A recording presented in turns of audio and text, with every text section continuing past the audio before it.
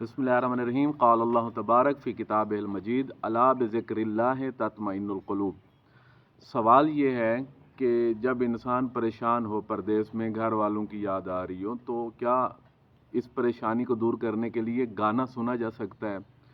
यानी गाने के ज़रिए से बाज़ औक़ात इंसान घर वालों की परेशानी को दूर करता है या यारों दोस्तों की परेशानियों को दूर करता है। तो इंसान के ज़हन में ये होता है कि गाना सुनूंगा तो मेरे दिल को सुकून मिल जाएगा। कुरान मजीद में अल्लाह फरमाता है, आगाह हो जाओ, दिलों का सुकून सिर्फ याद खुदा से होता है। अल्लाह की याद से जितना दिल को सुकून मिलता है उतना किसी चीज़ को नहीं मिलता। गाना किसी भी सूरत में सुनना हराम होता है, चाहे किसी की याद को दूर करने के लिए सुना जाए, कोई भी वजह हो, गाने का सुनना हराम है। ये चहारदा मासूमीन अलैहिस्सलाम के फरामीन हैं कि जिसमें उन्होंने फ़र्दन फ़र्दन गाने को हराम करार दिया है। सबसे पहले सरकार ख़त्मी मर्तबा दरशाद फरमाते हैं, गाना सुनना उस बदतरीन अमल में से है जिसकी सज़ा जहन्नम है। मौला अमीर कायनात फरमाते हैं, गाना सुनने से मर्द की गैरत ख़त्म होती है और औरत में बेहयाई बढ़ती है। सरकार सैयदा बीबी फ़ातिमा ज़हरा सलामुल्लाह अलैहा फरमाती हैं, जिस घर में गाना बजाना होता है रहमत के फरिश्ते उस घर से दूर हो जाते हैं। इमाम हसन फरमाते हैं, गाना सुनने वाले की शफात मेरे नाना रसूलुल्लाह सल्लल्लाहु अलैहि वसल्लम नहीं करेंगे। इमाम हुसैन फरमाते हैं, गाना सुनने वाला ऐसा ही है जैसे करबला में मेरे कत्ल में शरीक हुआ हो।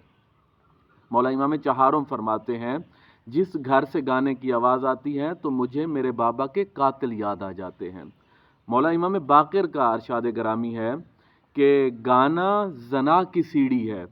मौला इमाम सादिक का अरशाद ग्रामी है, जिस घर में गाने बजाए जाते हैं वो घर अल्लाह की रहमत से महरूम हो जाता है।